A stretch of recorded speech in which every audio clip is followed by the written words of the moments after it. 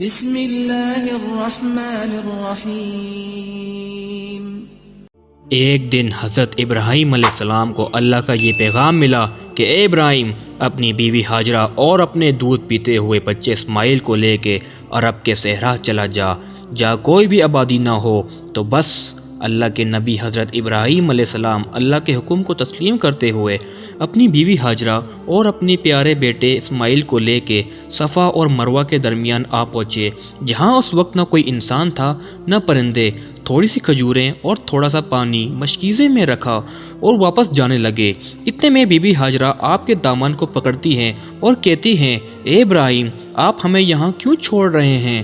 حضرت ابراہیم نے فرمایا، اے میری پیاری بیوی، یہ اللہ کا امتحان ہے کہ میں اپنے بچے اسماعیل اور اپنی بیوی ہاجرہ کو یہاں اکیلا چھوڑ کر واپس چلا جاؤں۔ بی بی ہاجرہ مسکرا کے کہتی ہیں، اگر اللہ کا حکم ہے تو یقیناً اللہ ہی ہماری نصرت کرے گا۔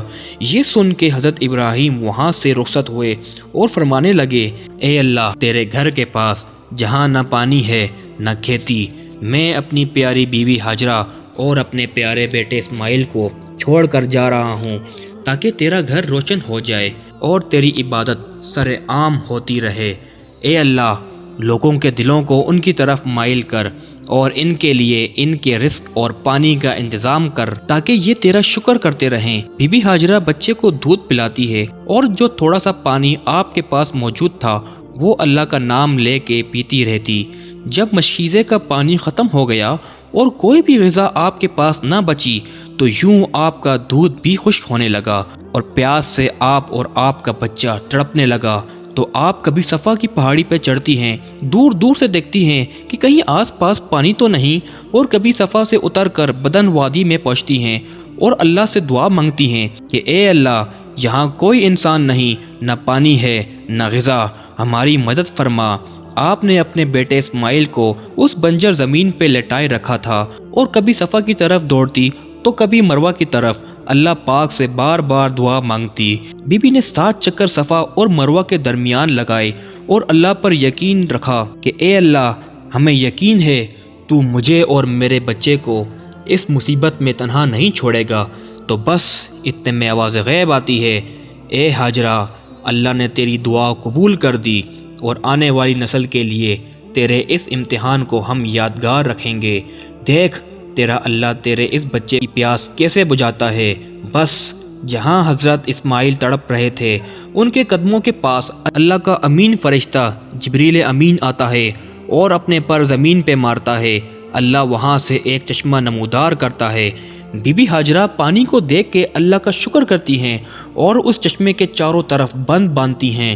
اللہ کے رسول نے فرمایا، اگر اس وقت بی بی ہاجرہ اس پانی کو نہ روکتی تو اللہ وہ پانی پوری زمین پہ پھیلا دیتا، اور پھر بی بی ہاجرہ اپنی پیاس بجھاتی ہیں اور اپنے بچے کی پیاس بجھاتی ہیں۔ پھر جبریل امین فرماتے ہیں، یہاں اللہ کا گھر ہے، گھبراؤ نہیں، ان قریب تیرا شوہر ابراہیم اور تیرا بچہ اسماعیل بیت اللہ بنائیں گے، جو رہتی دنیا تک اللہ کی نشانی ٹھہرے گا۔ پھر آس پاس اللہ نے کھجور کے درخت اگائے، بی بی وہاں کے پھل کھاتی ہیں اور پانی پیتی ہیں، بچے کے ساتھ رہتی ہیں۔ پانی اور غذا دیکھتے ہوئے مختلف پرندے بھی وہاں اترنے لگے۔ تھوڑے عرصے میں جرہم قبیلے کے لوگ مکے میں قدح کے راستے سے وہاں سے گزرتے ہیں تو دیکھتے ہیں کہ اتنے پرندے یہاں کیسے؟ پرندے تو وہاں ہوتے ہیں جہاں پانی ہوتا ہے، لیکن ہم نے تو یہاں کبھی پانی نہیں دیکھا، آؤ دیکھتے ہیں۔ جیسے ہی وہ آب زمزم کے پاس پہنچے تو دیکھیں ایک بی بی اپنے بچے کے ساتھ وہاں رہتی ہے اور میٹھا پانی زمین سے ابل رہا ہے۔ بی بی ہاجرہ نے زمزم کے معجزے کا واقعہ ان تمام لوگوں کو بتایا اور سب کہنے لگے، ہم تسلیم کرتے ہیں کہ اللہ کا نور اس زمین پہ برستا ہے، ہمیں اجازت دیں کہ ہم بھی یہاں رہنے لگیں۔ اور یوں اجازت پا کر وہ قبیلہ اس بنجر زمین پہ رہنے لگا، اپنے عزیز و قارب کو بلانے لگا۔ رفتہ رفتہ اللہ نے اپنے گھر کی زمین کو آباد کر دیا۔